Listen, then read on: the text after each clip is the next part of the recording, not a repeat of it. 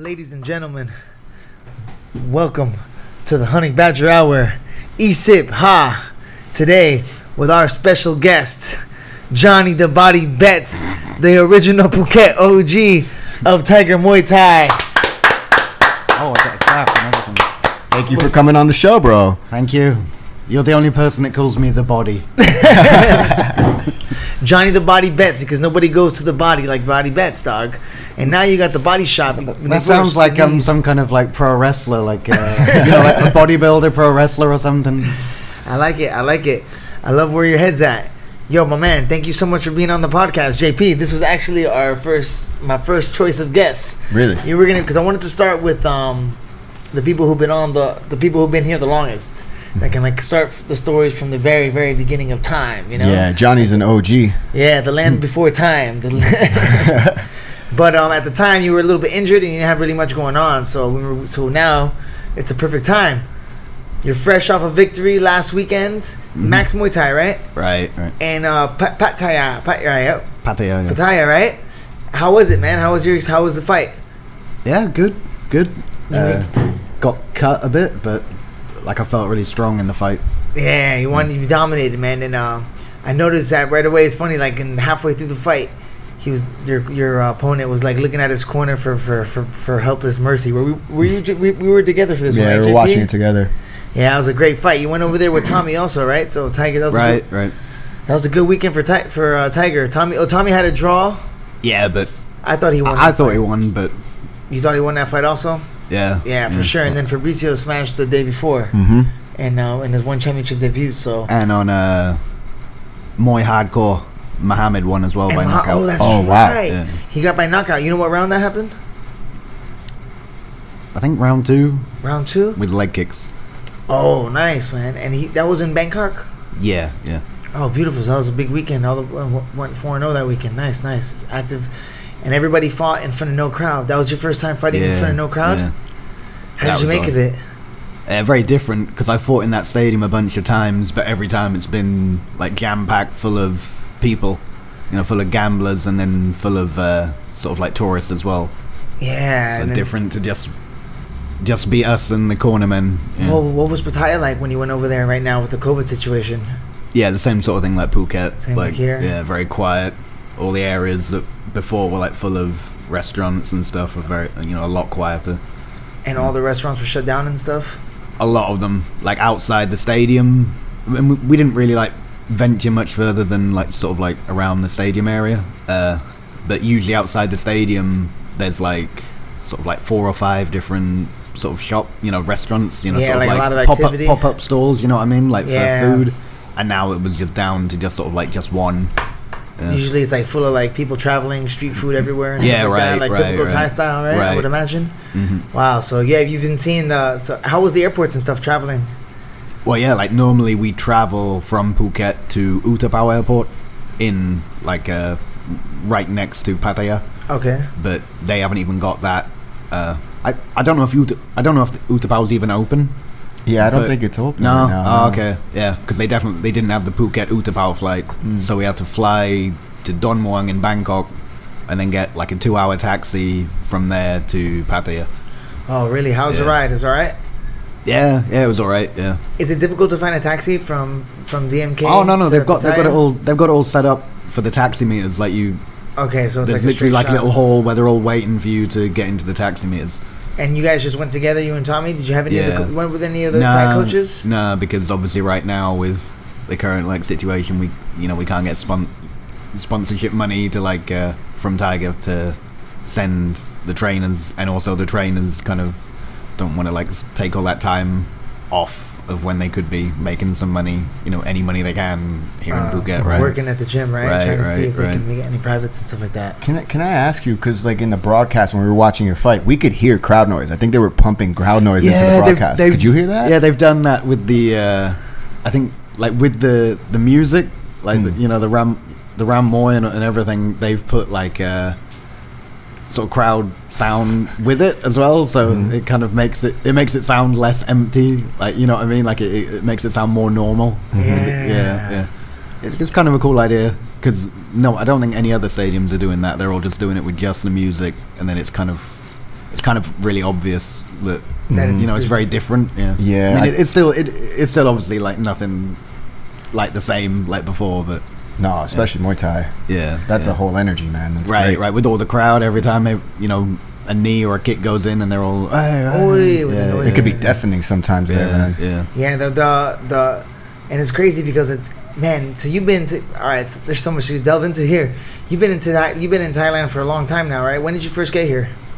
I think my first trip ever was like 2007, like end of 2007. 2007. Nice. And were you training back home? How did you get into martial arts?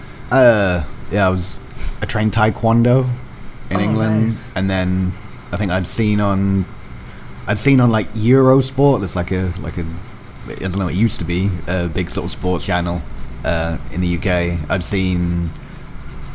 I'm not sure if it was Muay Thai or K1, because you know I'd seen sort of like martial arts like in the TV guide. Remember those days where you actually had like a paper like TV guide to like look what was on TV. And you Right, check. I'd seen like martial arts, so I'd put it on, and then I'd seen K1. I think I'm pretty sure it was K1.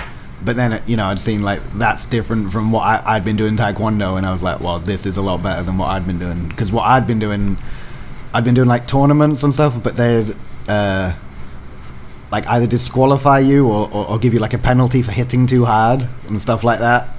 Can you hit? You can. There's no punches in Taekwondo. Is that the one? No, there's punches. Like I did I think there's two kinds, like ITF or WTF. I think they're the two big sort of organizations. I did ITF Taekwondo, and like you could punch, but not, you know, like it was just kind of like soft and clean semi-contact or whatever they Yeah. call it. Right. Like It's weird because Taekwondo is like but it has its good stuff, you know. But so you were doing Taekwondo, and then you discovered upon K1 on the TV channel. right, and then I thought like, okay, I want to get into this kind of stuff. Yeah. But then at the time, like in the whole of like Oxfordshire, like where I live, like there wasn't really anything, and then I had to go to like another county, like an hour or 90-minute drive, I think, to like go and train. At the time, there wasn't really anything like near me that was like 100% like, there weren't any Thais or anything teaching in my area. Nice. How old were you around this time? 18, I think. Oh, okay. 18, So 18. Yeah. Damn, so you were doing Taekwondo for a lot of your teenage years until... No, I was only doing I think 2 years I did it. Like, okay. From like 16 to 18 or something like that. I Got think. you ready for those kicks. Or maybe 14 to 16 or something, and then I started training sort of like kickboxing sort of stuff when I was 17, and then I came to Thailand. Yeah, when I was 18. What Yeah, made you yeah. want to come to Thailand? How did you discover upon Thailand? Just because? Well, that was it. Like I was like sort of seeing on the internet and on TV, you know, like Muay Thai like in Thailand, and I was like, okay, well, I really want to do that. You know, I want to train like that. I want to learn from these guys. So then I saved up to come out to Thailand for the first time. What was your first spot? Did you go to Phuket or Bangkok? Or what was First your went to Pattaya. Oh, Funnily that enough, was- yeah, it all comes around in a circle. It really all comes around in a circle. Yeah. Were you training Muay Thai there? Yeah, I trained at Sitpalek Gym, I trained at Sit Yotong, and I trained at ISS Gym. Wow. Yeah. And what was beside? Was it kind of like a Bangkok feel, where it's like, how's it like training over there compared to? Well, that's the thing. That's why I didn't stay there, because the training was good, but like I had in my mind, like I'd been watching, you know, stuff like Buakao, you know, like training and all these like sort of documentaries, you know, like on National Geographic and stuff of like you know, running in the hills, running in the right, mountains, exactly, right. like That's flipping what I was tires, thinking. Hitting yeah. pads with like an elephant in the jungle, like Exactly. sleeping in a hammock. Yeah, That's what I was more or once. less. Yeah, that kind of stuff. Yeah, but then I rock up in the taxi. Like I went like back then. I don't think Utapao was even an option. I went from like London to like Suvarnabhumi airport, and then I got like the 2-hour taxi, like a really inflated price. Like I got completely fleeced by the taxi. Yeah, it was like way more, but I didn't know it. I was like 18-year-old and very naive. Wow. Right, and the thing was, like back then, like it's hard to believe now, but I was so naive that I didn't know about Pattaya.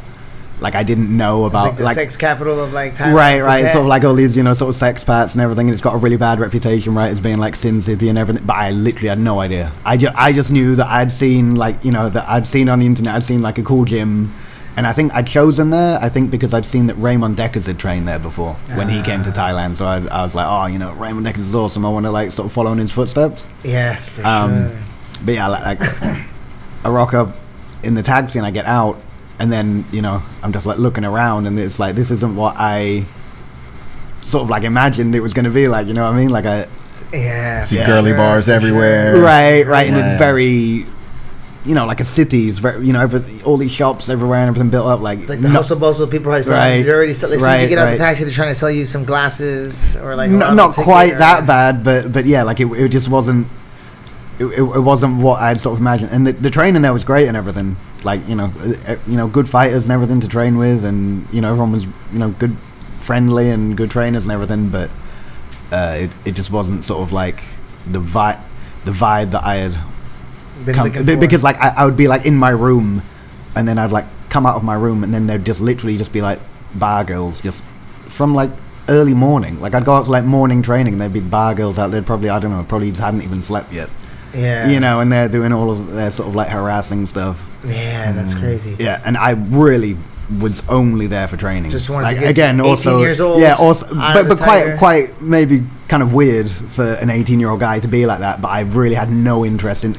I mean, I don't drink or anything, and I don't party. You know, I've never have. I was really on there for training, and I was like, oh, these fucking prostitutes are like, you know, like harassing me when I'm going down the street. I just want to train and everything. And it wasn't like the place that I wanted to be. For sure, man. It could be like a little bit of a culture shock too, you know, like they're like, sorry, like they touch you or grab you or anything. Oh, like yeah, that. right. Like you imagine at 18 too, man. You definitely don't have that like in Oxfordshire when you got, when you walk out of like your house. You don't have like people just sort of like just harassing you and sort of, you know, trying to hook up with you and stuff. Man, all right. So how long was your first stint in Thailand? So I think the first trip was only like a month. Okay, did you fight at all? Did you get some fights in while you were there? No. Yeah, so actually, like, I think the first two trips were to Pattaya. Yeah, I spent like a month there first, and then obviously I liked the training and everything, and at the time, like, I still didn't really sort of like know that there was sort of like other sort of options, and I was still just sort of like happy, and I was just happy that I was getting like, you know, some good training with Thais and stuff. I'd never had that before. And you get comfortable with the trainers and stuff? Were you learning Thai and stuff at that time already? Sorry? Were you learning Thai and everything by that time? Like I had like a little book or something, but not really. You know what I mean? Like, yeah. So then I went back, and then I think I worked for a few months or something. You know, make more money. I think like in kitchens and stuff, and then went back to Pattaya for another 2 or 3 months, and. Yeah, I think I was gonna have a fight in a local stadium in Teprasit Stadium there, but I got a massive staph infection on my chin. Back then? Damn. So staff's been coming around, staff's been on the Muay Thai mats, and staff in Thailand killing go people hand in hand. for thousands of years, bro. It didn't get invented. So it's no stranger, because of the clinching probably, you got it on your chin with the gloves and stuff? No, it was on my shin. Oh, on your shin? Yeah. Like dirty pads. Or something. Yeah, like I think either a little cut on my shin, or you know how it happens, right? Like. And did you know anything about staph back then, or no? No, nothing. So did you take the antibiotics, or did you just let it get super crazy red and inflamed and infected? I had to go to the hospital. And it got really bad? Yeah, like I was swollen. I went on a visa run. Right? Without taking nothing. No, so like I don't remember exactly, but I'm guessing it was probably like itchy or something, just a bit. But I didn't have any idea about what it was. But then I went on this visa run, and while we were like in the minivan, like going to Cambodia, I think, like it was just getting because you know how it is when you're like just sitting down all the time anyway. You get swollen anyway, but when it's infected as well, like. So in the course of that sort of 6-hour trip or something, or maybe more, I don't know how long it was. It just ballooned up. Like on your shin. I had a bad one on my shin. Did your foot get swollen? Yeah, everything. Me too. Everything. Yeah, and then your foot stays swollen for a while, right? After they cut it out. You got a fever?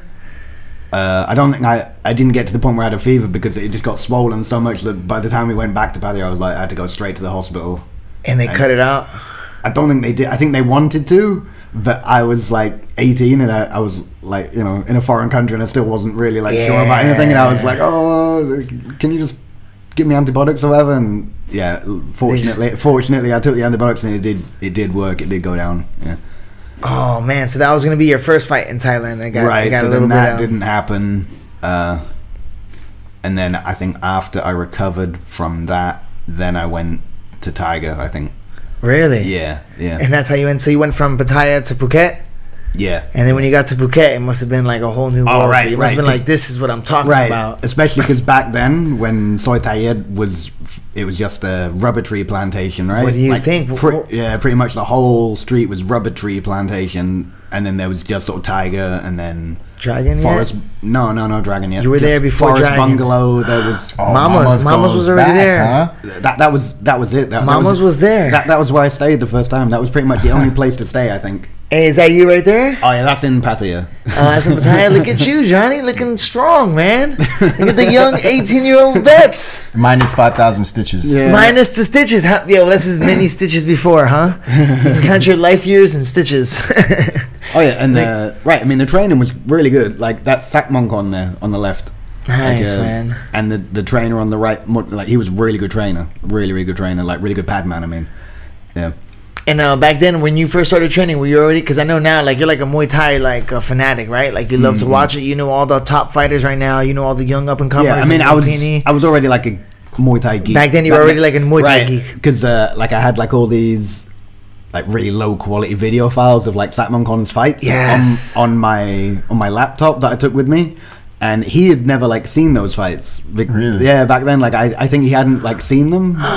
You know what I mean? Because I'd been like trawling through the internet to like get these files, and you know back then like it wasn't that easy to just find all these fights, especially here.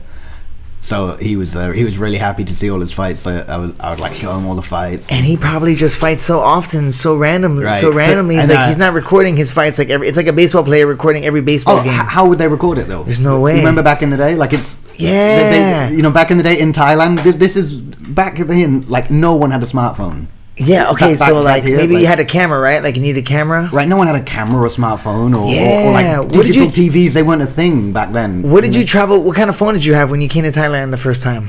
Oh, just 2007, like a basic flip phone? Like a little Nokia, some, you 3G? know. 3G or nothing? I didn't have any like smartphone for years, not until like, that's weird now because right now that's you need that's you like can't my do thing. anything. Yeah, like all the social media stuff and all that. Yeah, look at that. Look yeah, back then no. And then I remember I burned like a bunch of CDs of like for Sakmonkon of his fights, so you know so he could like keep them and play them on like a VCD player. Wow. Do you remember? Not even a DVD, like a VCR, the VCR one. VCD. That's not even a thing anymore, probably. Yeah, man. Because it's not a DVD. It's like a VCD. Like it's sort of like slightly sort of like lower definition, or so, I don't know. You know, slightly lower quality than a DVD. I think. Damn, man. So this is. And then when you came to Phuket, what was it like? Like you come down and like right. You get off and you see the sun. There's beaches in Pattaya, right?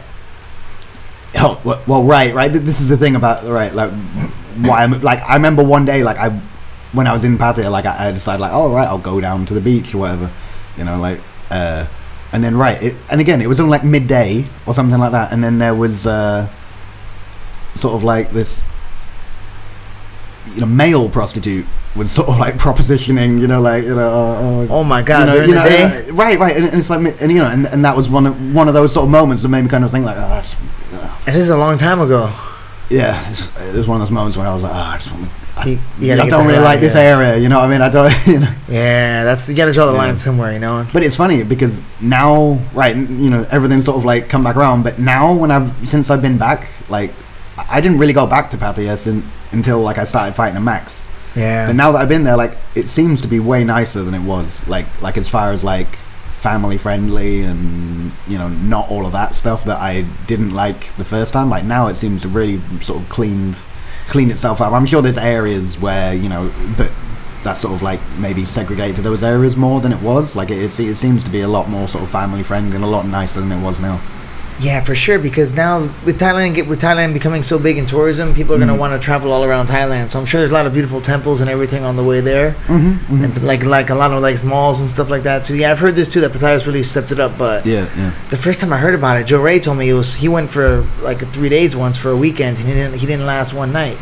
He went one night and he said he hated it so bad he went back in the morning. So I never even bothered going. You know, I never gone before. Yeah, I think in recent years it's definitely sort of cleaned up, and so it's really nice there now actually. Yeah. Man, so you were already a Muay Thai. You were already like a fanatic of Muay Thai, like watching all the fights when you came down, and then when you go to Phuket, you go to Tiger. And what was Tiger? What was the feel of Tiger like, man? You were on the soy. You had Mamas. Was Tony's there? No, I don't think so. Wow, man. Not in like 2008. And where did you stay there? Where did you stay the first time you went to Thailand? Yeah, and Mama's Forest Bungalows. You stayed at Mama's? Yeah, through Tiger. Like they had like a deal or whatever through Tiger. I booked everything through Tiger, I think. Yeah. Was it Miss Lek? Was Miss Lek working in the front? Remember her? Yeah, I think. I don't know who was. I can't remember back then. That was a while ago. Yeah. Who was your first trainers in Thailand in Tiger Muay Thai? Right, so that's when I met Gay, like my that he was like sort of like he was the first guy that taught me like how to fight. You know what I mean? Like it's before like people had taught me like how to punch, how to kick, how to block or whatever, but it's a different thing to teach you how to use it, how to put it together, as far as like strategy, that sort of stuff, like how to set stuff up, about how, what you're doing in the fight. You know what I mean? He was the first one to teach you this. Yeah. He was the one that he taught you how to fight. Yeah, and also he taught me loads of clinch stuff. Right? Okay. Because he saw, like I said, like Raymond Deckers before I came to Thailand, like Raymond Deckers was like the big like hero for me, right? Yeah. He was like obviously the most famous European foreigner, most famous Thai fighter at the time, and probably still now, to be honest. Yeah, the body shot, but obviously, but now there's obviously a lot more foreigners, right? But at the time, he was like my big inspiration, so I was all into that sort of style of bum, bum, bum. Yeah, 1, 2, 3 low kick, punch combinations and heavy leg kicks and stuff. That is not really suitable for me at all, because I'm not a heavy kicker. But that's what I sort of wanted. I was a big fan of that style at the time. So you were mimicking what you saw, like the best thing. Right. But then I came to Thailand, and then they like immediately, like, even in Pattaya they said it, but especially when I moved here, and then I met Gay, and he was like immediately, okay, you're going to be a knee fighter. Like, you've got the right build to be a knee fighter. You've got like all the attributes to be a knee fighter. So then he started teaching me, like, really from like the first time I trained with him, like he taught me stuff that is still like the most important stuff that I use now. So for your style, there's 3 different styles for some of the people that are listening, like maybe my parents that don't know much about Muay Thai. For the Muay Thai is the art of 8 limbs, right? So you can use elbows, punches, and kicks, like everything. But it also incorporates throws. Yep. Incorporates clinch, right? And then everything scores differently, right? So in Muay Thai, there's 3 different types of fighting styles primarily. Oh, no, there's way more. There's way more. Way more. What's the name of your fighting style? The clinching knee style. Muay Khao, but also, but I mean, you can also it's sort of multiple sort of things, right? Because I'm a knee fighter, but I'm also a walk forward knee fighter. Okay. It's like, you can call it like Muay Book, like. Or Muay Chon, like forward. Muay Chon. Yeah. Chon, like right, because you can have someone like Loma, right? Yes. And she's very good, like Muay Khao fighter, but she's more technical, and she doesn't just like go marching forward, right? She waits for the right opportunity to like enter the clinch, to like. She's very like she doesn't take much. She doesn't take much damage or anything like that, right? And then she throws people, right? Like, she does a lot of tricks. Right. From within the clinch, silly, right? From within the clinch, then it's the same sort of stuff, but it's as far as like, how aggressive they are in getting into the clinch and stuff. There's all kinds of different sort of combinations of styles. You can have someone who's like a very heavy puncher, who's like a walk forward very heavy puncher who just takes 10 shots to give you like one really heavy shot. But you could also have someone who's way more technical than that. So would it be like a rod tang? Would it be like that? A counter, rod tang, right? Like a go forward. Yeah. Take a couple, and he's like a super counter puncher. Right, he's big left hook. Big Muay book. Yeah. And what do you call what do the Thai fighters call boxing oriented fighters? There is Thai fighters that are boxing oriented, right? The ones with power, I guess. Muay mat is Muay mat. Mat M-A-T. M-A-T. Like that. That means like fist. Like or punch. So that's. Nice, but yeah, but they also call fighters like boxer or fighter. It's the same sort of thing, right? Like a boxer is that, you know, as far as this goes, they're talking about someone. A Muay Thai fighter. No. I mean, as far as when you're talking about styles. Oh, okay. Right? They usually classify people as either being a boxer or a fighter. Like really? Yeah. I mean, you know, a boxer is someone that's sort of like, you know, don't get hit. Right. Move, evasive. Right. They can beat you on defense alone. Right. They can beat you by not getting hit. Right. You know, using technique to, you know, like outsmart their opponent. Whereas a fighter is someone that's, you know, just like you. Go forward. Take the fight to them, right? Yeah. Go forward. Right. Take the fight. You know, not trying to like make them miss or something all the time, and you know, like using their smarts more, but using more of like aggression and. Is any of those like held in more of a higher regard, or it's just kind of like just a distinction, right? Just a distinction, yeah. Right. Because it's going to suit different people better, right? Like some people can't, like I can't do like a Muay Femur. Like, you know, like the technique in it. Like I don't have. I don't see you like. I mean, I'm not gifted with all. I'm not gifted with all the like, you know, like really fast like hand-eye coordination and all that stuff. You know, like I don't have that, right? But you had what but you got what you got, and then you had a trainer that saw what you had, and and you make the best of it. And this is what Eugene was talking about in a podcast when we asked him about what athletes he looks for in a fighter. He says he doesn't look for attributes. He says because everybody has something that can help them. Everybody has something that can help them in fighting. You know. Right. And I feel like you do have a lot of you don't have that that explosive like bam like fast twitch low kick muscle. Right. But another thing I was going to ask you about later on too is like about like you have world class cardio. You know what I mean? You have world class lungs. You know, so that's a whole nother aspect of the game that some people need to work really really hard to develop. Your cardio, is this something because of your training style? Do you feel like it's something that you improve with the work you put in? I do feel that I'm probably. I mean, I've never had any like tests. So I think there are tests you can do, right, for like your genes. To I think there's VO2 max, which can take your anabolic threshold.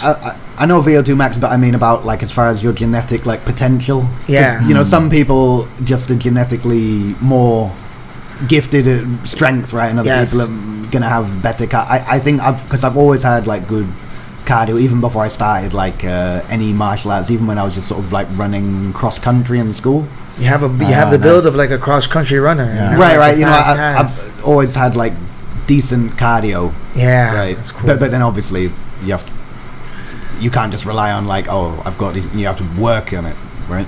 Yeah, for sure, man. You train very Thai style, right? Like a lot of the meaning. Not anymore. You've kind of made some changes in your approach lately. Yeah, I used to do the Thai thing of like running like 20 kilometers a day and training, like, doing twice a day, doing basically exactly the same thing. And huge amounts of volume, but not like running 20 kilometers a day, but not really running particularly fast, you know. With a purpose. Yeah. It's like running a pace. Just sort of like running at that sort of like moderate sort of pace for long distance and stuff like that. Like you're doing things to do it, to go about the rhythms, but not with a purpose. Great for like burning calories, but not. It's completely different. You know, it's completely not the intensity that you need to prepare yourself for a hard pace 3 minutes. 3 minute rounds, right? Yeah, definitely. So I saw you were talking. You had your resting heart rate. You had it super low, right? Recently, what have you been doing for that? What work have you been doing? Anything specific work to get your heart rate really low when you're in fight camp? I do a lot of high intensity interval training now on like air, the assault bike, the assault fitness. Satan's bike, tricycle. And the rower, stuff like that. Yeah. So what do you mean by like interval training? Like how does what would be like? So if you want to come in, would you do this like? What's the purpose behind it? Like, not the purpose. I'm sorry. Well, like for like you doing like 20 seconds on, 20 seconds off, or you just going for 5 minutes straight for a certain amount? Well, for like on the rower, like I do like I could do like 500 meter, you know, intervals of 500 meters or intervals of 800 meters. Okay, so 500 meters would be like one time around the track, about, right? That's for 14. Right, but I mean on the rower. Yeah, right, so right. So like sort of 800 meters, like you're gonna do that in sort of, you know, somewhere between 2 and 3 minutes, depending on how, you know, what pace like you're going at, right? Yeah. So yeah, somewhere between 800 and 1,000 meters is good for the right sort of time that you're fighting. But okay, obviously when I'm doing it, I'm trying to go as fast as I can within there. So maybe you're trying to like make it within 50, like you're gonna be right, 5-3 rounds. So you're gonna be right. like, this is gonna be about maybe 20 minutes, 15 minutes if I'm fit, and you're trying to get every time you're trying to beat your time and do it. Right, exactly. So I'm trying to make it so that I'm going all out until you hit your mark. Minutes. Until you hit your mark. I'm going all out for you know, around the same sort of time. Oh, like you're I'm fighting, right? So then when I'm in the fight, then my body's used to just going all out that whole time without having to take a rest. Nice, that's beautiful. And then, you know, and then you rest and then you do it again. Yeah, I read that Forrest Griffin. Remember Forrest Griffin, old school UFC fighter? He had an awesome book, and when I first read it, he had this. He used to talk about he had this conditioning circuit that he'd do like every morning or like a few times a week. He would just go on the treadmill, and he would just put the treadmill to like as high as it can go and just sprint for 5 minutes. And he said what's good about running on the treadmill is that you have to keep up with it, you know. So you have to like keep that pace, and he'll just do 5 minute rounds. Just burn the treadmill like on 15 or whatever it is, and how much you can, and just go for like 5 minutes straight, and then rest a minute, and then do it. So I actually do that. I used to try like mimic that one. So it's kind of similar to that, right? Like you're just going as hard as you can, 3 minutes. And then there's other stuff where you're like, because obviously if you're, I mean, as hard as you can go for like 3 minutes, like that's still not a sprint though, right? Because of, you know, no one can sprint for 3 minutes. So then also there's other training I do where I'm like, you know, do like assault bike sprints where you're like going all out for like 10 to 15 seconds, like really all out. You know what I mean? Like not hard, but like literally going as hard as you trying to get the heart right, trying to get the RPMs as high as possible. Right, and then take the intensity down for a rest period and then go all out again. It's kind of like Tabata training.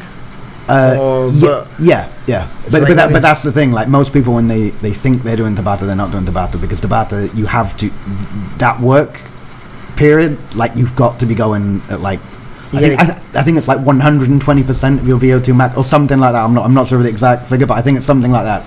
Yeah. So, you know, people that think that they're doing that by doing like burpees or push-ups, that's not that's not Tabata. You know what I mean? Like, I got you. You've got to do something where you're really pushing yourself, and you know, it's basically the only things that I can think of where you're actually doing it would be like, you know, running, sprinting, or like an assault bike sprint, something like that. Hill sprints. Right. That would work, right? But then it's a bit hard to like sort of quantify the time period. Yeah. You know, the easiest thing to do is like on the assault bike in my experience, at least. Yeah, man, that's awesome. Yeah. And when do you do this? Like, do you do this? Is there a certain time of the day that you like to do your conditioning work? Yeah, I like to do that in the morning. In the mornings? In the mornings, I do either conditioning or strength training. Okay. And then in the afternoons, Muay Thai training. And what's your Muay Thai schedule like? How's it? The Muay Thai training, then that's sort of like the traditional like Muay Thai training. Yeah, which never kind of gets old, right?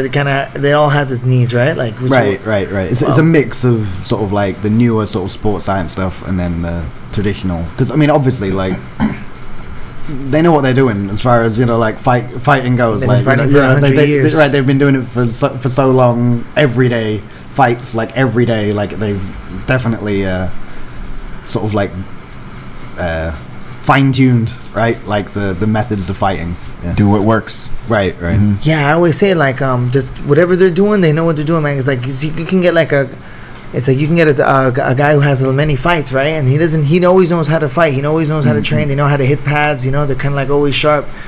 Yeah, they've refined it for sure, man. Like the boxing, you know what the Thais? How do you spar when you're getting ready for a fight? Do you spar any differently in Thailand? Because we don't really know any other ways, huh? You've always just trained in Thailand most of the time, right? I think what you're getting at, right, is that there's a perception, well, that Thais only spar light, and that's not really true.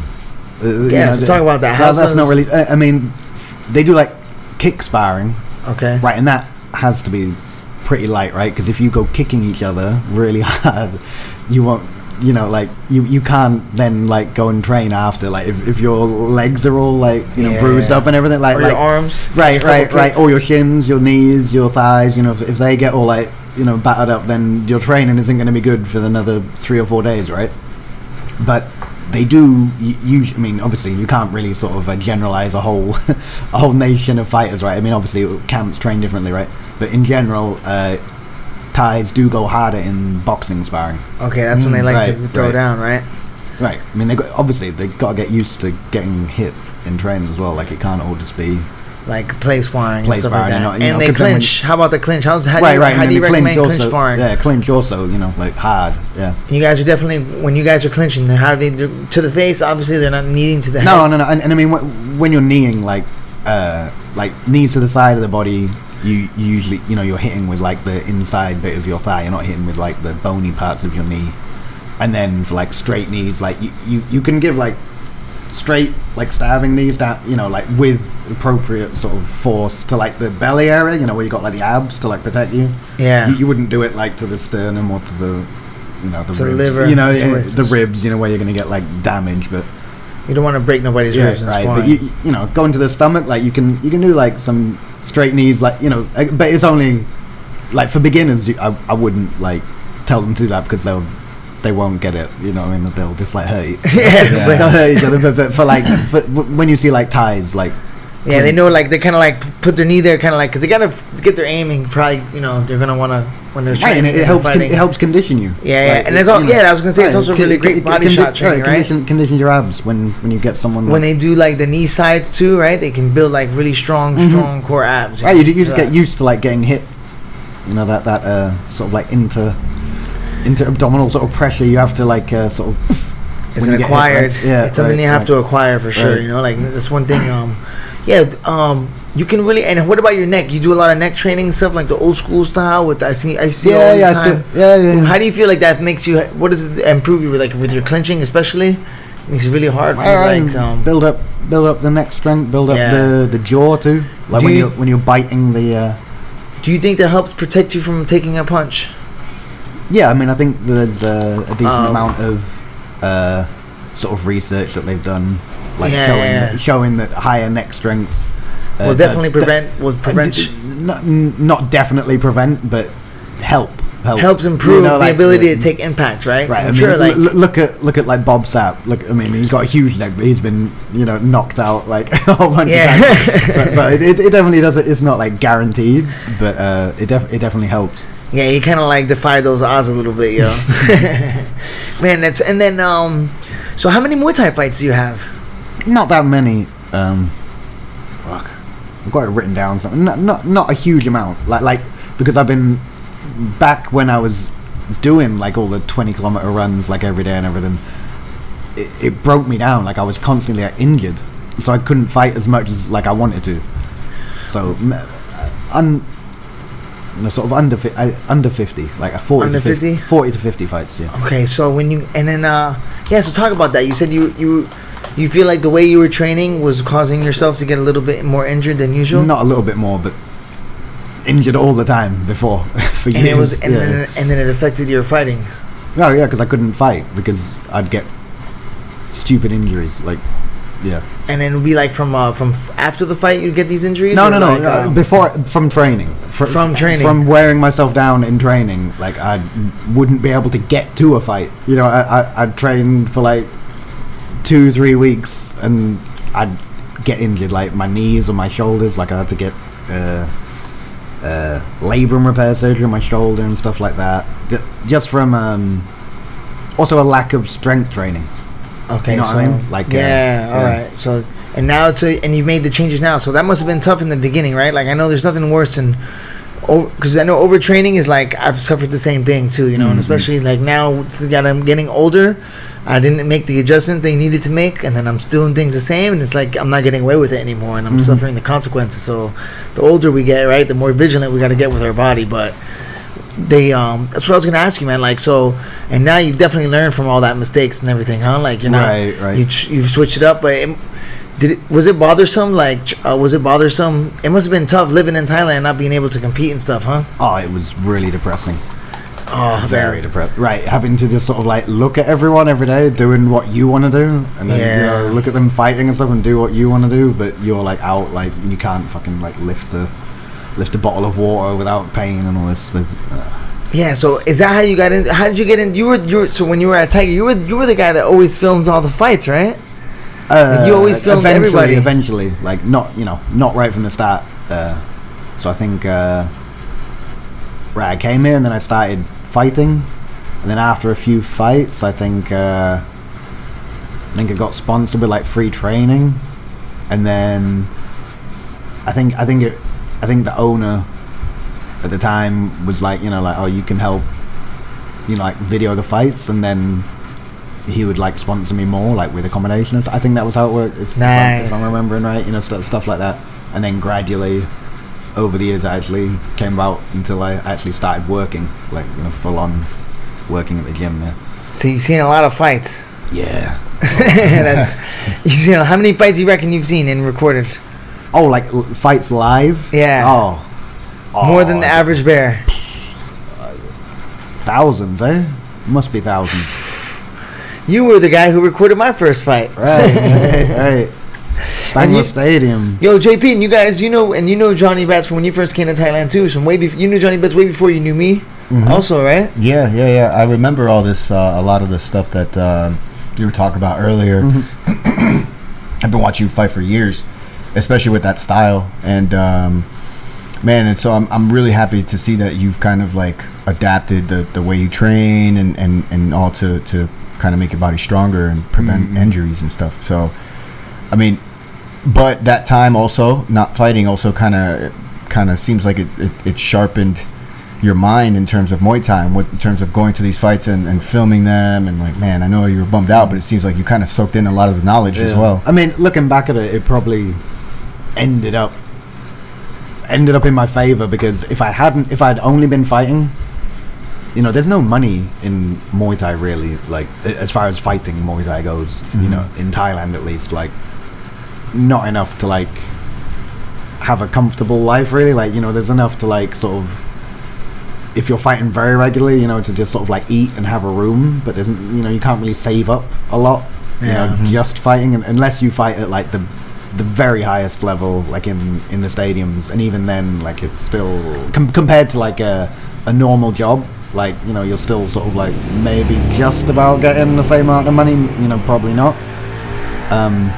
So like having that time off, it made me sort of like just being in my room, just like not having anything to do, it made me sort of like research stuff and get good at sort of like video editing and stuff like that. Yeah, nice. I then was able to use later to actually have a job. And you're really good with those, man. Your YouTube channel, you're closing in on 5,000 subscribers there. Yeah, I need to get more work on it. I'll go through like phases of like uploading fights regularly to it and doing stuff with it regularly, and then I just kind of like focus. Right, I have a fight or something, and then I'm just training like solidly for a month, and I don't touch it. Yeah. Yo, that's true, man. So I didn't know that. I didn't know that you had a YouTube channel. What kind of content you putting out? I had no idea, brother. Like a lot of old school fights, like from the golden era. Because, like I said, like from when I was like 18 or whatever, or 17, I'd been like collecting sort of fights from the internet, like old cool fights that I'd seen. So for some people, look, let's see for me, because like Muay Thai is my favorite striking, is my favorite. I think it's my favorite martial art, especially to watch. Probably like Muay Thai and Jiu-Jitsu, because I Jiu-Jitsu so much. And I also love wrestling, boxing, but Muay Thai is for sure. When striking, I feel like it's my favorite to watch. It's my favorite, and there's something about a Thai fight, like the story it tells in those 5 rounds. What's some good fighters that you would recommend? Like any guys that kind of like inspired you coming up that you would recommend if somebody's listening to this, they can go YouTube or something? Well, I mean, obviously, there's not much footage of him online, but obviously there's Diesel Noi. And then like if you're talking about like golden era, how about like some golden era guys? Yeah, like Lang Suan. Okay, nice, man. Like if you look at him fight, he's a very like heavy punches, but then also very strong clinch. And Panam Tuan Lek.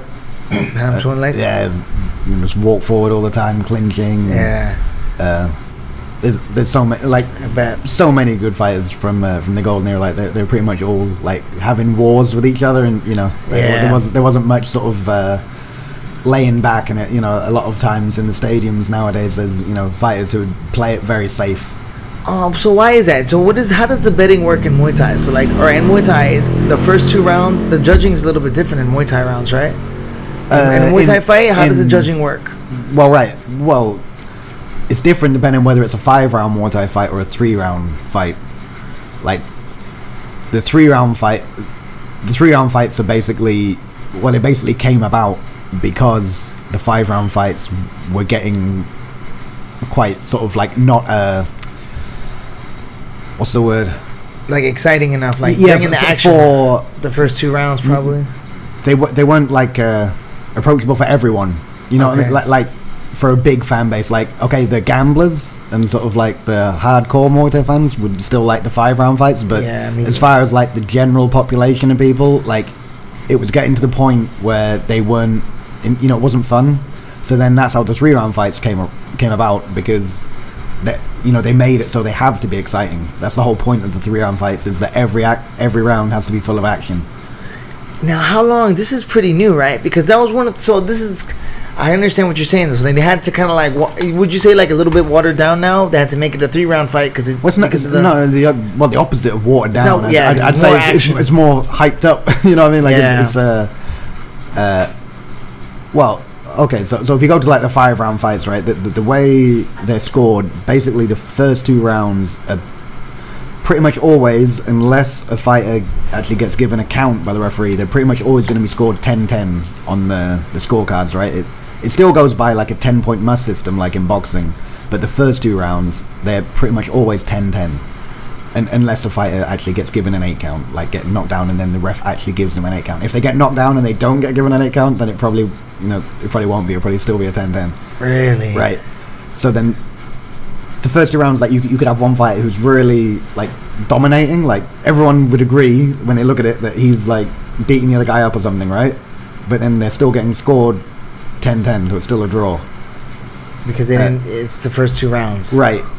And then from the last 3 rounds, like they're getting, they are actually getting scored like 10-9 or 10-8 or whatever. But because of that scoring, right, it's very sort of demotivating to the fighter to go hard in the first 2 rounds. Why would you expend a lot of energy, blow your wad, and blow your wad, and also enter and risk hurting yourself? Like, if you go in, maybe you can get hurt too, right? Well, why would you take the risk of expending your energy and getting hurt for basically no benefit, unless you can knock the guy out or knock him down? For sure. Right? So that means that when you look at the first 2 rounds of a lot of Muay Thai fights, not much happens. There's no incentive because the betting, and then they also let the betting come in, right? At the time they let the betting come in and stuff like this. Well, right, and then from rounds 3, 4, and 5, okay, then they are getting scored, yeah. And then so then that's when you see the action picks up, right? Like from round 3 onwards, then the action usually picks up. There are some fighters who will go hard from round 1, especially the fighters who are like punch and leg kick heavy. Especially like you usually see them try and really hurt the opponent from the first round, because they know they've got to like hurt the opponent to score. That they're not just going to be like using like body kicks or strong. If they're not strong in the clinch, then they've got to hurt the opponent right before the opponent can like get them in the clinch. Yeah, right. Man, that's pretty crazy. So for like the 3rd and 4th rounds, that's when the 3rd and 4th rounds are scored primarily the most, right? And then in the 5th round, no, it's 3, 4, and 5 all get scored. But in the 5th round, when they both start dancing, that means both guys thought they won. Right. So what will happen is, right, if one fighter has basically, in his mind at least, and usually with the gamblers, if they've decided that he's won rounds 3 and 4, then he's ahead, right, on the scorecards. So then the last round, he basically can take that round off. As long as he doesn't get knocked out or knocked down, he'll win on points. So he's not going to risk losing and then risk, the money, obviously, from winning, from getting, further up, right? So he'll just take it nice and easy and just only look to sort of stifle his opponent and not get hurt.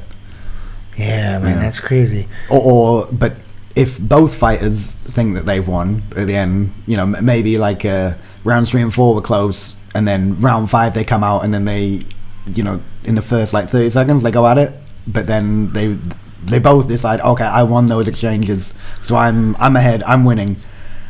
So then they'll, you know, a lot of the times you'll see them both sort of break off and sort of dance around for the rest of the fight, right?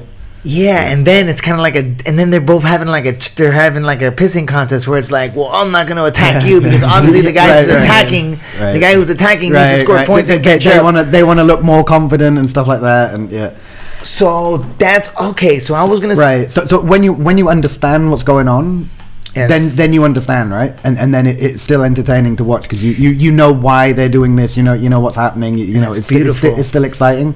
But for the general population who, you know, especially if they've paid money to watch a fight, right? They don't want to watch a fight like that, right? If you pay money to watch a fight, you don't pay it to see 3 rounds of people sort of dancing around and 2 rounds of action. Right? You want to see them go.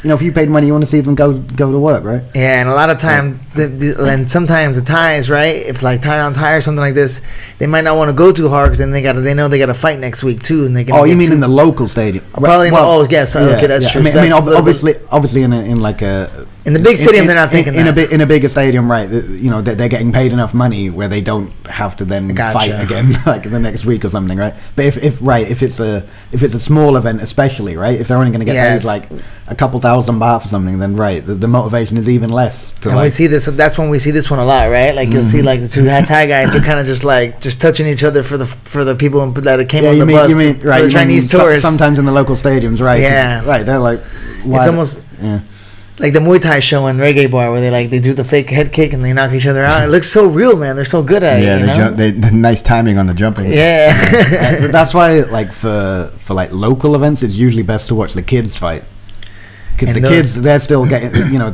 they're still hungry, and the amount of money that they're getting is still like worth it to them, right? And also they can't hurt each other to the extent that you know, an adult could, right? Oh, and there's so they go, you know, they go hard. They go as hard as like a top level fighter would in a stadium. You know, it's just, you know, obviously it's a different level of experience and everything and size. That is so true. Yo, how amazing is it when you watch the kid fights and you see these amazing fights, and it's like our perception in the West, or at least I'm sure from England, is the same way too, you know, like us foreigners, say, compared to the Thais, right? Like amazing when you see like 2 kids, like if you imagine like the adult that gets to the show and like it's his first, like your first Muay Thai fight, you get a little nervous, you know, and you're there and you don't know what to expect, you know, you're fighting with elbows and no shin pads.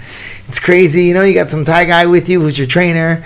But then you see the little kids getting ready, and it's like so beautiful, man. Like they're getting ready, and they don't even have adults with them. It's little kids, kids putting the oil on them. They'll corner each other. They're cornering each other, like 10 and 15, funny. Like overgrown vests, the overgrown boxing vests. They're overgrown boxing vests, and then like I remember in George's last show in Chalong Boxing Stadium, they had this kids fight, and like.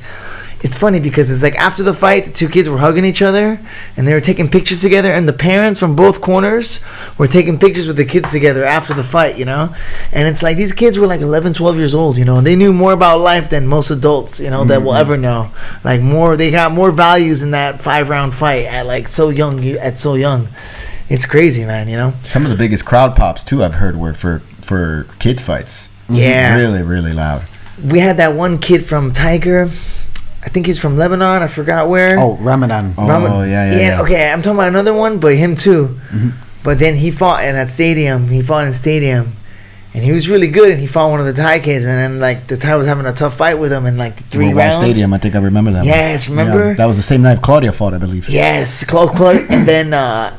And it looked like the father or somebody came and like he talked to this kid. I mean, imagine like this kid's 10, 12 years old, and he's in between rounds and like he's losing the first 2 rounds, you know, and like the father or the manager, somebody comes into the corner and just like says something, and like everything changed, you know, like it's because like all right, it was crazy to see. You've probably seen a lot of these, huh? A lot of the kid fights, man. Yeah. That's also on like my YouTube channel. I've got like a bunch of sort of like the young, like up and comers. Oh, but like some of them, right? Like I took the fights like I don't know, whatever 3-4 years ago, and now those kids are like big stars. Yeah, stars in the stadiums, the main stage. That's why I like the fights, like local fights, is mainly for like the sort of the young up and comers. Yeah. So you can see that's awesome, right. Man. And for like a real Muay Thai nerd like you too, man, you can. Oh, that's great. And then you can see the guys coming up in the scene and stuff. Because you can see like who's got like real talent and like who's gonna keep going far. Yeah. And then you'd be so how would the kids start? What age do they usually start in Muay Thai fighting? You guys know, like I mean, it depends, but like I'd say usually like about 7 years old. Yeah, and they're fighting for money, huh? Yeah. I don't know, like 50, 100 baht or something. Usually in like sort of local temple fairs or something like that. I don't really know how much at the stadiums, how much like the youngest kids get, but yeah, like a few hundred baht. Probably. And how many times a week? How many times do you think these kids are fighting? Are they fighting multiple times? When they start off, they're not fighting that often. Not too much. Like, when they're young like that, they don't like, they don't like throw them in there straight away to fighting like every couple of weeks. But yeah, when they get to like sort of like 11, 12, then usually they start fighting quite regularly, like maybe twice a month, maybe sort of 3 times in 2 months, something like that. Like ever since I've been here, I've met you, and then one of those stories is Fasu Chan's kid. Right. And I think he started when he was like 7 or 8. His dad is his hero. 7, yeah. Or maybe younger than that. I think on my YouTube channel I've got a video of him doing a Waiku Ram Moy, like at the barbecue beatdown or something. And I think he was like 5 or 6 or something at that time. Yeah. Maybe. Yeah. I mean, but like they've been fighting or at least he started fighting maybe a year or 2 after he started training, and then obviously getting in, building him up to the point where now he's a Raja Damnern champion, or Raja Damnern or Lumpini. Oh, he's not a champion. Not champion. Sorry. But yeah, he's like fighting. He's fighting on the big events like Pet Yindi events. Yeah, and he's still only. I think he might be 15 now. I think he just turned 15. So would you say he's coming into his prime, or just starting, or? Oh, he's starting. Like usually they're not fighting. Like the kids that he's fighting are now sort of like 18 plus. Like they're full grown adults, and he's still 15. He's still got a lot of growing left to do. Yeah. They don't go by age; they go by weight for the kids. Always. Do they have any age groups in Muay Thai? I mean, obviously, there's you wouldn't have like a 12-year-old fighter, but yeah, sort of like around this sort of level, like the 14, 15-year-old is sort of like just about if they're a low weight, sort of like 100 pounds, like then they can they can fight with sort of like an 18-year-old or 20-year-old like. Right. That's crazy, because you would never think that in England. You'd never think like, I'll put a 14-year-old against like a 20-year-old and he'll have a chance. But when they're that good, and the weight is the same. Yeah. And there's a what is it that with the what age do the Muay Thai fighters peak right now? Like the top Lumpini fighter, how old's like the top Lumpini Muay Thai fighter in like the prime of his career? I mean, it's getting older now. Getting older because like they're starting getting smarter. Yeah, they're getting smarter with the strength and conditioning stuff to like, so that they're learning. And not burning themselves out. I think. Yes. Yeah. That's gonna be the Muay Thai gyms are starting to evolve, and the Muay Thai fighters are like, especially the generation now, right? Like they're starting to evolve. A lot of them. A lot of the Muay Thai fighters now are learning jiu-jitsu on the side a little bit, right? Yeah, like you've seen. I saw Rao Tang was training jiu-jitsu. Yeah. Like at Fairtex. Well, yeah, because now they see the money, right? They see the money. They see the money that the MMA guys get compared to the Muay Thai guys, and it makes sense, doesn't it? So what do you think? How do you like the state of Muay Thai right now? Are you feeling? How's the scene looking like? Have you been, especially now with the COVID coming back? Are you enjoying that they're putting on fights now? I'm loving that they got fights every day now. Great. Yeah. It's and Thailand's been pretty good about the Muay Thai scene, right? Like they've been able to get going. Well, I mean, it started probably a month or maybe 2 months later than it could have, to be honest. You know what I mean? So? Like people were waiting around for a long time, like, but okay, we're back now at least. And but only a few shows can have that power, huh? What do we have right now? Lumpini's had shows. Yeah, I mean, basically they can't have like a crowd in attendance, right? So the way that any event that was gonna be like sort of relying on the ticket, the gate money, they just can't work, right? So it only works if they're on TV, or at least like on like a big streaming, internet streaming service or something. So then it's only those stadiums that have that sort of capability, like right, Lumpini. Yes, no, Lumpini isn't. Sorry, Lumpini's still closed. Sorry, Rajadamnern, Rangsit Stadium, Channel 7 Stadium, Max. Yeah. How about Thai Fight? You think Thai Fight's gonna have? I did hear something but then they said like, oh no, it's not happening. So I still haven't heard about them getting back to it. And so now, and you managing fighters now also at Tiger, right? So like, yeah, I help with you it, help. yeah. So when people, because I know that you get a lot of the top fighters on the Muay Thai team and Tiger, if they get offers and stuff like that, these matchups are coming to you first usually, and then you're going to. Not for like the fight. Generally, like the Muay Thai fights within Thailand, that's through PET. Okay. The gym, right? But then for sort of like international fights, like dealing with like international promoters, I help out with that. Nice, man. Yeah, so man, Johnny, it's so crazy that you said that. So like, I remember when I first met you, right? Like, you were fighting a lot, but like you said, you had like, you know, like after a fight, or how would you say, like after a fight, you'd have to take some time off, you know? But, or maybe before, you know, or before, you know, right. I'd just be training and then something. And then, and I know how that is, man, because I've been getting like injury ridden lately, and it's just like it's a bummer on the mental and everything. But the last few years or so, you've been really active, man. If you can tell now, if you guys can see, you still got the stitches in you, right, from this one. Yeah.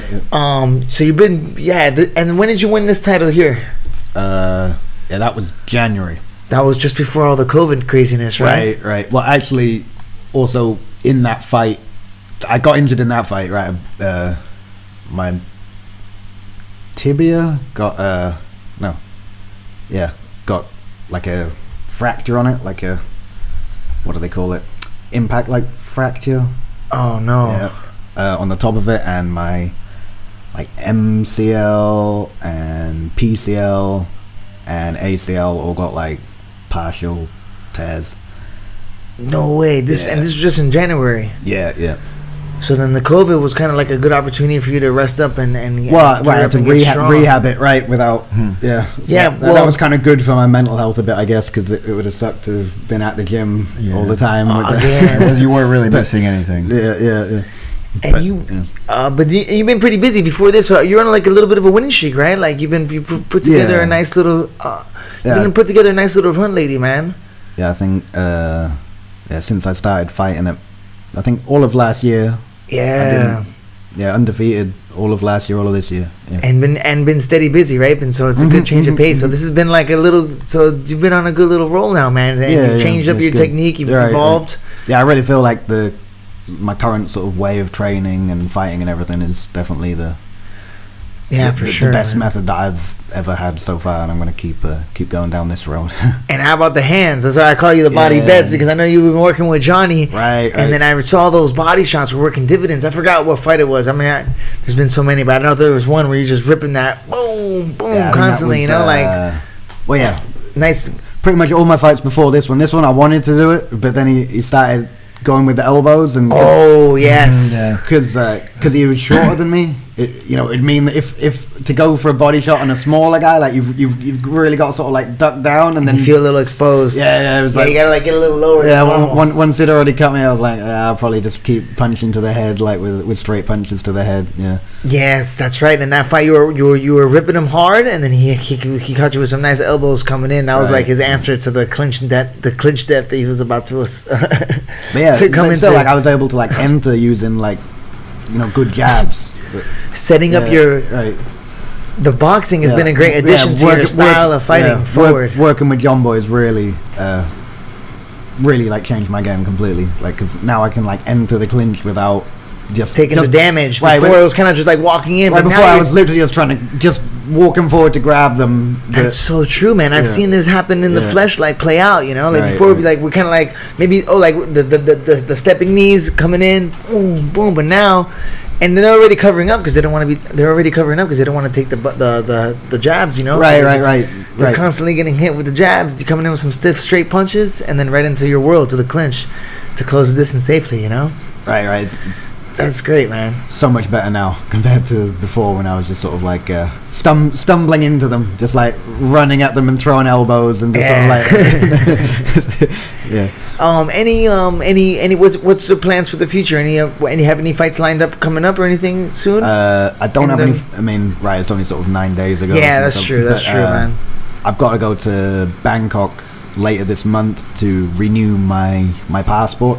Okay. So I got to get that done, and then as soon as that's done, I'll be back, and then probably fight next month, I'm guessing. Yeah. How much of this title do you owe to eating durian? It definitely helps. Definitely helps. That's also been a big game changer. Really? My nutrition of durian. Yeah. Guys, if you don't know what durian is the fruit that they have all over the airports that says you cannot get on this airplane with this fruit. This fruit, I don't know anything about it. All I know is that when I smell it, I get a little bit queasy, and when you see it all around. This is the first time I've ever seen a durian without an X on it in a picture, because it's usually just banned everywhere. And sure enough, JP, he brought us durian snacks, of course. And JP hasn't had one yet. JP, get it yourself in there. Damn it! I was hoping you didn't know. All right, what I have one. How did your love for durian come about? Oh, did a Thai trainer show you, or is no? I don't know how I started liking it, because I remember the first time I had it was when I was in Pattaya, and I remember I didn't like it. Yeah, you It's probably weird. smelt it. You know what else I didn't like the first time I had it? Coffee. Really? Yeah. That's true. Imagine that. You're right. The first time I had durian, I didn't like it. The first time I had coffee, I didn't like it. And now that's like the two main parts of my diet. Yeah. That's so true. What, you had coffee, you didn't like it? Of course. Who likes coffee? It's I like loved drink. it. Really? Yeah. When you first have it? Yeah. Okay, the first time I had coffee was at my Colombian friend's house. Actually, it was pretty good because they make it was like milk. It was like café con leche, you know. So like a lot of. But that was the first time I seen like young kids drinking coffee. Like him and his sister and everybody had slept over, and in the morning they were all drinking coffee. I was like, y'all drinking coffee? It's like a grown man's drink, you know. But my dad drinks coffee black, like with nothing in it. So then I had the Spanish style coffee with like the little bit of with the chocolate, with like it's like almost chocolate milk with how much sugar they put in it, you know.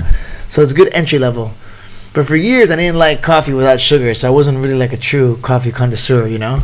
Me too. You like coffee with sugar? Now I like it like with a little bit of milk, like a little bit of like full fat milk. Yes. Like really strong, like dark roast coffee with a little bit of full fat milk.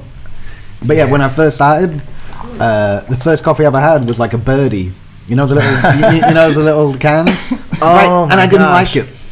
But then somehow I went back to it and then loved it, and now it's the durian. I can't remember when I literally the first time I had it, I didn't like it, and I think I threw it out. Like I don't think I finished it. Right, I think I like flushed it down the toilet or something.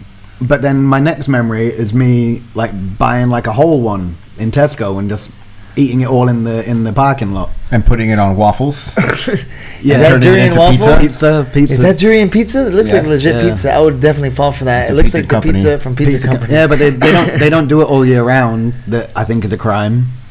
That's like the McRib. It's like a special time. Oh yeah, the McRib. Oh, that is Pizza Company pizza. I was Yes, gonna say it Pizza looks Company. like a Pizza Company Yeah, it pizza. is. Yeah, It's made out You of durian. You eat the durian pizza and that's cheese on it too. So it's Yeah. cheese, durian, Cheese and tomato durian. sauce. Oh my god! I don't think Durian that's and cheese on top of it. Yeah, what does it smell like?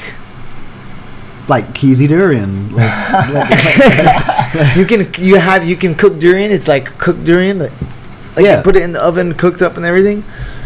Yeah, Oh, I man. mean, like one of my favorite things is coconut milk mixed with durian, and then they sort of like cook it up to make it into like a soup, like a sweet soup Yeah. with sugar as well, and then they pour it over sticky rice. Is that yours for real or no? Yeah, that's from my girlfriend on I think 2 birthdays ago. Couldn't Oh my gosh! You have a durian cake. You are the king of durian, Jonny Betts. Johnny the Body Durian Betts. And then this year she made one. She made a durian cheesecake. So this is durian cheesecake. Yeah, homemade. Think we durian can sell this cheesecake. on Lolo's Cuban Coffee Corner? Yeah, I wonder if it'll be let's like do the it. number one Let's do it. seller. All right, I'll try this. I would try this. This seems like it would actually really. I would really enjoy this. I think. Yeah, we got pretty good at baking through lockdown. Yeah. During lockdown, you got to. Yes, we've been doing heaps of cooking too, Right, man. yeah. You guys got into baking? Do you have an oven? Yeah. Like a proper oven, like one you a can little open? one, but like it's enough to like Yeah. make like a loaf or one cake, one loaf. Yes, one with loaf, you make it from scratch with the flour and yeah, everything. yeah, everything Oh from hell yeah! scratch, Nice, nice. That's got to be pretty exciting. I haven't made. I started making sort of like icing and stuff now for like cakes. Oh Like, damn! That's really? stepping it up right there. That's hard work. Like you've got like the butter and the sugar, and then you got to like cream it together, but Yes. without a machine, just with a fork. It's good for the forearms.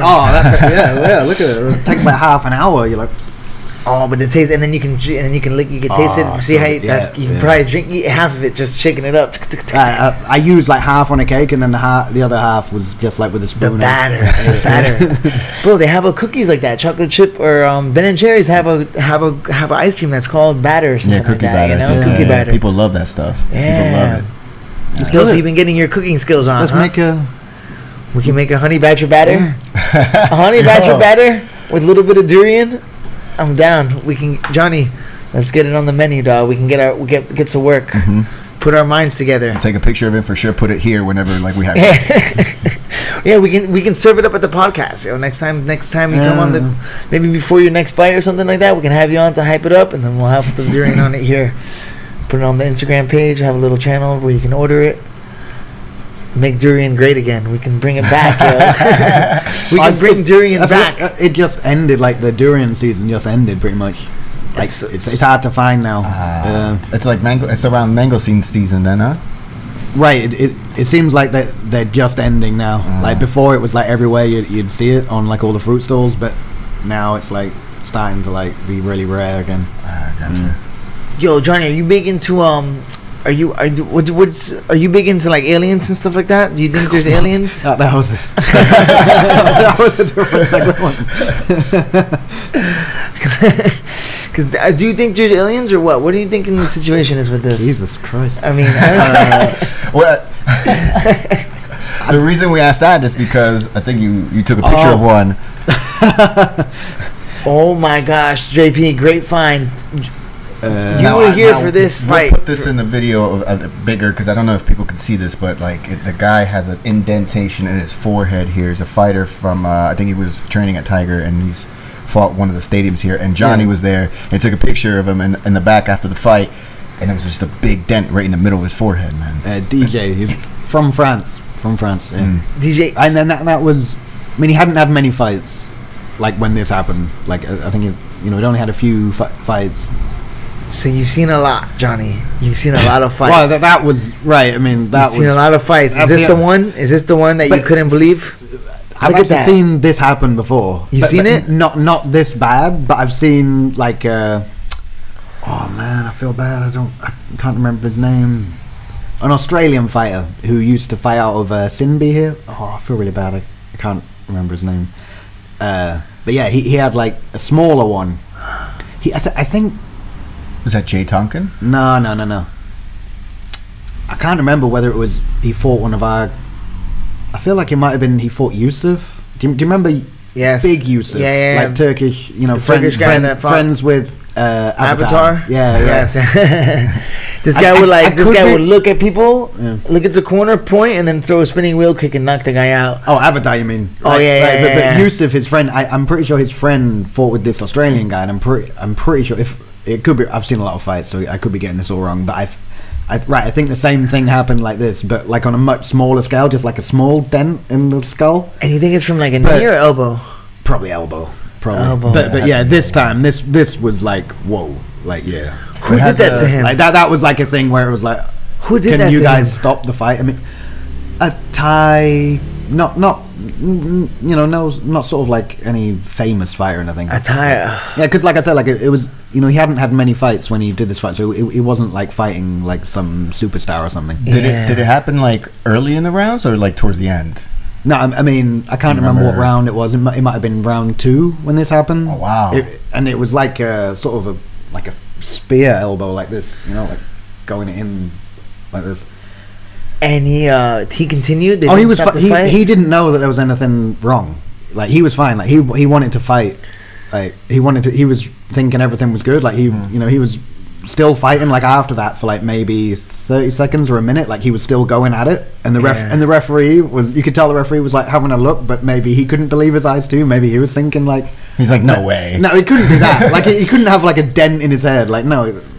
But it had it okay, Andy. But then eventually he did see it. And then he called the doctor over, and then obviously the doctor was like, the video's online as well. Like you can see the doctor's like, oh my god, yeah. And I mean Thai fight doctors, they've seen pretty much everything, right? So when you see a Thai fight doctor, be like, oh, there's something serious. That's some crazy luck, right? Yeah. I think like the next day he had surgery to get like a titanium plate to like put it, you know. I just remember with someone explaining it to me when they could, like, I don't know, when they first saw the picture and they depressed fracture. Depressed and fracture. that's the same thing that I had in my tibia. Oh wow, like inside. Right. So it's right. Indentation. Better than, you know, like a displaced fracture, you know, because then I'd have been screwed, right? But depressed one just means like it just has to come like fill up again. Yeah, I gotcha. But he's fine, guys. He's fine, right? No, he's fine. He's been back. Still fighting? He's been back to Tiger like several times since then, and been. I even saw him sparring. So. Yeah, he kept going. He's all good. That's some crazy luck, right? To have that happen in your first couple of fights. You can go your whole life never having that happen. I think, you know, everyone goes without that happening, apart from like You've gone your whole life never seen it, you know, right? Right. I mean, I've seen it one time before, but like on a much smaller scale, you know, that didn't look, you know, dangerous, and then there was that one that really did look very dangerous. Yeah. Man, that's crazy. Have you ever seen anybody's shin get kicked, like broken from leg kicks? Yeah. Is this a common one? Oh, yeah. That you've seen? I've seen that like live in person. How many times? It happens to Thais too? I think 5 times. I think 5 times. And I was ploiding. I was on the ring, like in the corner. Right there when you corner. Yeah, when ploiding. Oh my god, that was the worst. That was the worst I've actually like seen like in person. Where was it at? In Railway Stadium. Oh my god! So it was for like 3,000, 4,000 baht. And that one was crazy because he didn't kick on the block. He kicked the thigh. He kicked the guy's thigh, and then he put his foot back down behind him, and then it romped. Yeah. And if that happens to you in a Muay Thai stadium, is the stadium gonna have to cover that in the hospital? How does that work? Not the local stadiums. They're not doing it.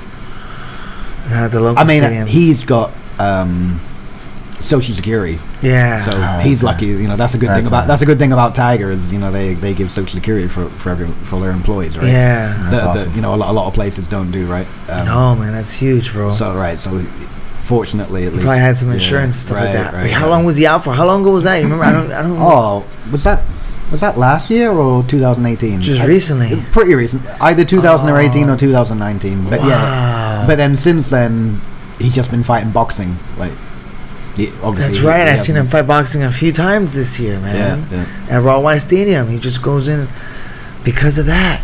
Right. How long does the recovery take for that? Do you know? Do you have to get surgery for sure? Like Timothy, he had it. Do you remember that? That's what Timothy had? Yeah, he broke his shin. He broke his shin, didn't he? When he kicked Boku and he fell out. And he's all good now. That was his knee. He's all good now. I thought that was his knee. That's so crazy. And he's all good and he's kicking people fine. Remember that? Yeah. I saw that live, yo. That was in Singapore. I fought that day. I fought the next day in SFC. We were all there. We were together. Yeah, that was the night before. Yeah. I saw that live. He threw the kick, and then like something happened. He stumbled, and like he fell back down. And then Boku just came and like, just hit him. And then you saw in the slow mo, right? Then you see them. Yeah, and you just see him like give out, and he just falls for nothing, you know. And then he even stood up and like fought with it for a little bit, you know. But then every time like something happened, he just fell over, you know. Yeah, that's just another reason why I don't kick. There's a lot of things that come with kicking, you know. Teeps and knees all day, but kicking and knees all day. The Thais don't really do a lot of leg kicks, right? They don't really go for low kick attacks because they're so proficient in checking. No. It depends who they are. It depends. Like the Muay mat style, like usually they're really heavy on leg kicks. Like if someone like Roktang, like you see him throwing leg kicks all the time. Yes, okay, that's true. It just depends on their style. Yeah, he does. Right. But man, when they're so good at checking, like, does it discourage the low kickers, or they're just? Well, they've got to be good at setting it up. Yeah. If they're only a kicker, then they won't do it right. Yes. Then if they're someone who doesn't have like good hands, then usually they won't be like kicking at the legs all the time because of that reason, right? They the risk to reward isn't very good, right? For sure. But if you've got really good hands, then you can set up the leg kicks. And do the kicks score more than punches, right? And no, that's another thing that people think but isn't true. Like, that's not true. It's all about the effect. Right. Really? I thought the body kicks score really high. So someone like Roktang, who has like very effective punches and is good at like hurting people with punches, he scores well with them. But for some punches, so it works like this: like punches for most people are harder to score with than a heavy body kick is. Because a heavy body kick, like when it lands on someone's arm, that's scoring. That's not a block, you know. That's like, scoring. The kick, a leg is more dense and heavier than an arm. So when it cracks into an arm, like the arm comes off worse, right? So that scores. So that's counted as a right. Points. So it's scoring. So blocking a kick with your hands is not really blocking a kick. But if you throw a punch like with gloves and it goes on someone's guard, then unless it really hard punch that like punches through them, then it's not scoring well. So that's why it kind of why people think that, but but it's just because like in boxing, like okay, if you're like throwing out jabs, like and if you're landing, like even if they're not like really hurting the guy, like they're still scoring, right? Because they still landed. But very significant. In Muay Thai, if it lands but it doesn't actually hurt the opponent, then it's not scoring, and that's regardless of what it is. Like if it's a body kick, but it was just like a little flicky body kick that didn't have any power in it, then that won't score either. So it's all about what's effective. I guess that's why in Muay Thai it's so important to have in Muay Thai the two things that are very important is like making like nothing ever phases you. That's why Muay Thai guys have this swag. So you gotta have a super poker face, right? Yeah. Which I think is a super important thing that like how you're saying like you had people teach you how to fight, which is like something that like you kind of have to learn to do. Like it's very important, especially like when you're training and stuff like that too. Like keeping that in the fight, it's so important though. But like I get the Thais are so good at disguising punches. You can hit them like clean shot. You're like, man, this guy has a great chin. He doesn't feel anything, but they're so good at absorbing and just making it look like nothing. Like I noticed that a lot, man. Like right. Poker So face. that's the reason why you see most Thais like their best scoring weapons will be sort of like body kicks and knees, right? Yes, knees score. Yes. Well, right, because when you're you're so effective. Right, when you're in the clinch and you've got control of like someone, and then you're landing these directly on the body, like they're clean scoring shots, right? Unblocked. Right. There's no block at all. Like if you're good at like controlling them, so they can't block with their shins or whatever, right? So then you're scoring really well, definitely, 100%. Like there's no like. There's no way of like saying like, oh, did he, did it hit the hand? Did it hit the arm? What was it? Really clean. Like it's very obvious that it scored. And the same thing with like a body, a kick to either the body or to the arm. Like it may, if it lands and then it, you clearly see it like move the opponent. Like it's very obvious that it scored to the judges. So that's why most Thais will look for those weapons to score with. Okay, so then they utilize, and they're probably the most effective in probably the most effective techniques. The body kick is so hard to block, right? Like unless you lean back or get out of the way completely. But it depends. Like again, it depends like about the particular attributes of the fighter, right? Because some fight like me, I suck at body kicks. Like So for me, it wouldn't be a good idea to be throwing body kicks, right? Even if it's a high scoring thing, it's just not going to be. And then if you have like maybe like a sort of like a short, sort of stocky fighter or something. Maybe body kicks against like a taller, fighter. Maybe it's gonna, they're gonna be easy to see. Maybe for that particular fight, maybe it's gonna be tricky for him to be able to land body kicks. So that's why a lot of the shorter, stockier guys they concentrate more on heavy punching and leg kicks. Yeah, it suits their attributes more. It's like with their style base, right? Yeah. Hey Johnny, sure. I always had a question about one of the things in judging Muay Thai. When someone hits someone really hard, obviously that affected them. That person gets the points. But what if the opponent, and this happens a lot, they retaliate right back with a really quick combo? Does that annul? Is that like the points are the same now? They both get those points, or they both don't get those points? Or how does that work? Well, I mean, when you say like those, Muay Thai is scored on a 10-point must system, so it's not like they, of course, they're not looking at each exchange and like saying like, oh, that guy gets these many points. They're looking at the round as a whole. But it's usually sort of like you could kind of like imagine it, like on a video game, and you got like a bar like going up like that. You could kind of like imagine it like that, right? But yeah, I mean, if one fighter like lands or like lands a big kick on the arm, and then that fighter who just got kicked like kicks immediately back with a kick that also lands on the guy's arm, well, they're basically even probably, right? And unless like one kick was like way more sort of powerful, than it clearly like knocked the guy back more than the one that he got, right? I see. So yeah, it's basically like whoever's strikes were more effective in that exchange. But yeah, sometimes right you have like sort of like even sort of exchanges, and like if you look at like the last one, like Panpayak and Superlek, right?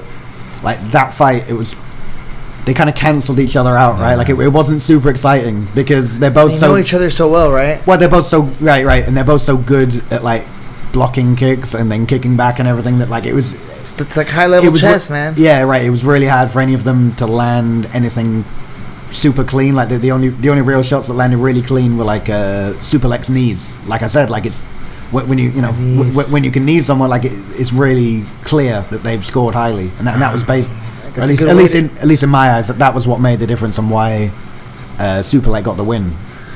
Yeah, is that a fight that you would like to see in 5 rounds? Because just the level and caliber. We've seen it before, right? It plays out. It plays out. They fought before, yeah. We're better with 5 rounds, and then in 5 rounds they can start to push a little bit the lungs, maybe see like they can get into deep water. Yeah, and I mean it's different. It's different without having the crowd there as well. Without having the crowd like cheering every kick and everything. You know, when you're seeing them kick each other on each other's blocks and stuff, it's not quite the same when you don't have like the crowd like cheering or like betting and stuff in the back. Right. Yeah, and how about like when they're betting and they're like when you see and then what about when the Thai trainer's saying like this? How many times do you see this? The Thai trainer's just like the guy throws a kick and he gets it landed square, and then his coach is like, no, nothing. Dude, right. like, those high. What does this mean? What does this mean? Those high level chess fights, like they're always more exciting with the crowd, right? Because otherwise, then it's just sort of like a slow fight with not too many techniques being thrown, and there's no sort of like atmosphere around it. But when you've got all that sort of like anticipation, like waiting for that next kick with all the crowd, they're all like waiting for the kick.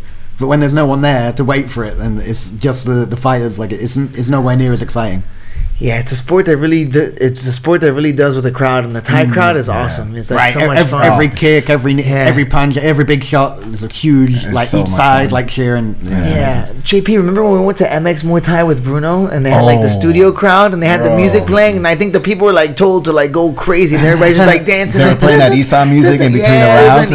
Between rounds. I remember just in between, like getting trying to get like a video, like a selfie, like just get up the crowd, like you could just everyone's feel it. dancing, it was crazy. Like everyone's dancing. It's great. And screaming in between rounds, like making they do the same at Max, right? Yes, I bet. And this time it was awesome for me because they were playing like metal in between the rounds. Must have been so happy, right? And they weren't all because usually it's kind of like dance tracks and stuff for like the crowd, and then they'll put the camera on the crowd or whatever. But now Bangla tracks, right? It was like Slipknot and stuff, and it was perfect for me. Oh, nice. Hey, you like metal? Yeah. JP loves metal. JP's like kind of like a metalhead on the low. Right? A lot of people don't know about my metal instincts. I like that.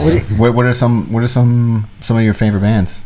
Like Kill Switch Engage. Oh, nice. Hate Breed, that sort of stuff. What was that? Hate Breed. Oh, okay. Yeah, and then sort of classic sort of hard rock stuff as well. Stuff Metallica, ACD. All that sort of stuff. I gotcha. Well, like, man, there's just so much to talk about with you. I mean, we were just talking about the crowd, and it kind of reminds me of some of those leery times that the crowd's great, but sometimes the crowd can get a little violent and a little, like, especially with gamblers. With the gambling, you mean? Yeah, with the gambling, when they've, it's mostly gamblers. Yeah, either in between individual gamblers or when, there's a side bet on the fight, right? And the camps have bet, whatever, 100,000 baht each, or some money even more serious than winner that. Take all. Right, and then they're not happy with the decision, right? Ooh, I've seen knives get pulled and stuff in stadiums. Yeah, I mean, that's why. Back in the day, was it Rajdamnern and Lumpini? People got shot and no way hand grenades got blown up and stuff before in the stadiums. Crap. Yeah, that's why. Like when you go there, like at Rajdamnern at least. They've literally got at the entrance. They got like sort of like a hand grenade and like a cross through it, as if it would be all right to have on the street. But if you were thinking about bringing your grenade, leave it at the door. Yeah. Right. You'll get it on the way out. Yeah, right. No flash photography. Oh, by the way, did you bring your grenade? Sorry. What did you go in? Did you bring your durian? What if you go in, the guys? Yeah, that's no grenade. They got a durian and a grenade. And also, don't stand on the toilet to poop. Yeah, that's another. That's another. Gotta love Thailand, man. And that's how long? So now this is when did you move to the Thailand, Phuket? Like when did you get your move-in permanent? As far as actually moving, I think 2012. 2012. Yeah, as far as actually like living here. Yeah. Damn, wow, that's wild, man. Before then, I was coming back very regularly though. Before then. Yeah. Did you watch the Muay Thai fights and the one championship just recently? Did you enjoy the fights? Did you notice a little bit? You were talking about with the super leg fight. Did you notice it? You notice a little bit different atmosphere watching the fights, right, without the crowd and stuff. Different, and I mean the Muay Thai fights in one, obviously they're with the the MMA gloves as well that also sort of changes the. Man. Well, actually, I say that, but then Yodson Clay was just sort of like going straight ahead as if they were the big gloves as well. Like he's having a rough go, man. He lost with the big gloves. He lost with the big gloves against Sammy Sans, the guy Sammy. That was like a big upset. And when he was in the $1 million tournament, it was set up for him to fight. Like everybody wanted to see him fight Petrosian, you know. Then he lost to a random Russian guy, a random Russian. He took the fight on 1 week notice. It was like a Russian guy. Yeah, it wasn't like super random. Like he was a good fighter, but yeah, he was definitely a huge underdog in the fight, wasn't he? Yeah. And he knocked him out, and it's like, and it happened. It was like the Sammy Sansa fight where it's like he got dropped, and it's like you can't even believe it. You're like, oh, he's got to put it together now. So I was gonna ask you about that with the 3-round fights. They changed that from making it the 5 rounds. They made it for the fans.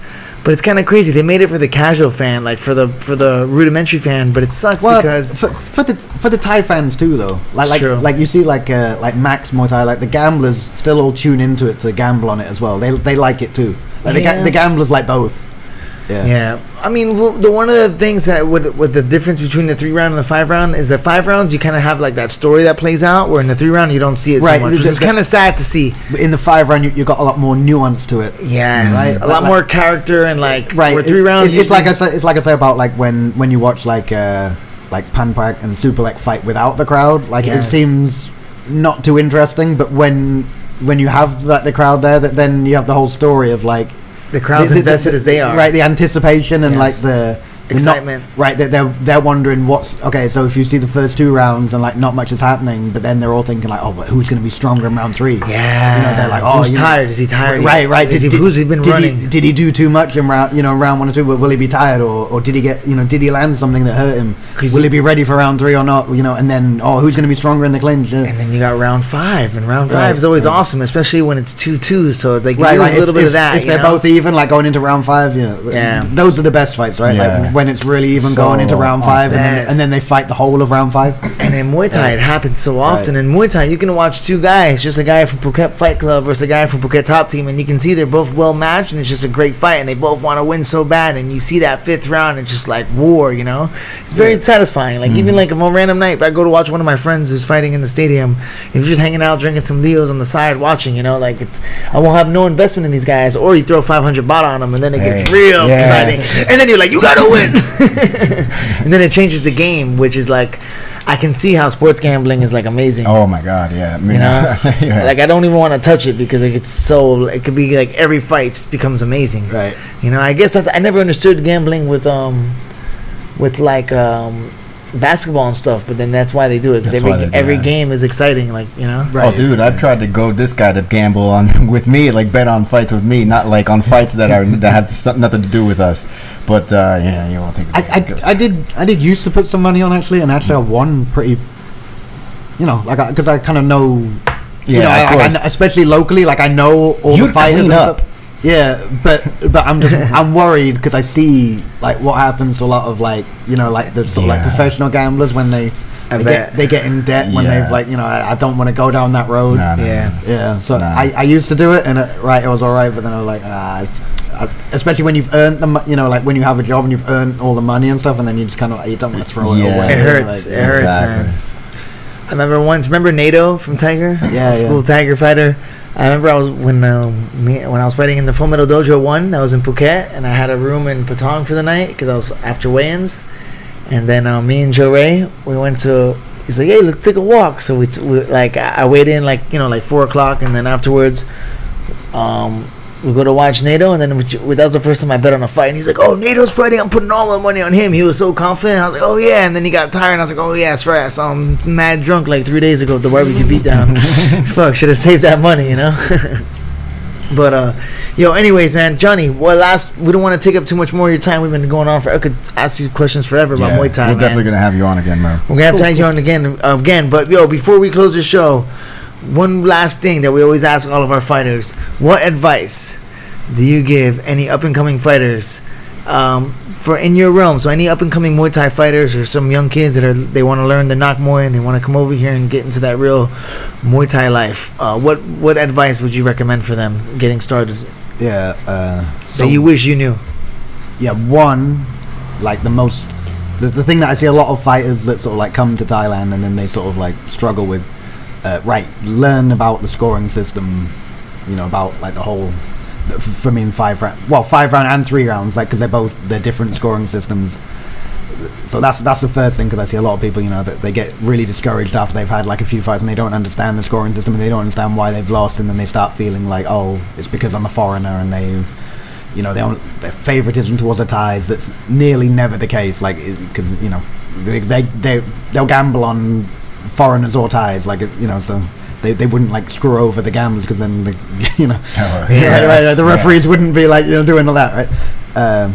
So I'd say, right, understand, like, educate yourself about the scoring system, and then 2, don't neglect sort of strength training to keep your body strong. There you go. Yeah, because that right, for like years I was injured, and basically it was just because I was like wearing myself down and letting my body get all weak from just like overtraining. Yeah, well, you know, like way too much sort of cardio, not enough strength training, and then I didn't have, like, you know, the strength of the ligaments and the tendons and all the muscles around the joints, and then I was getting injured all the time. So yeah, so that's another thing. Don't neglect that. Strengthen your body. Your body is your temple. Right, exactly.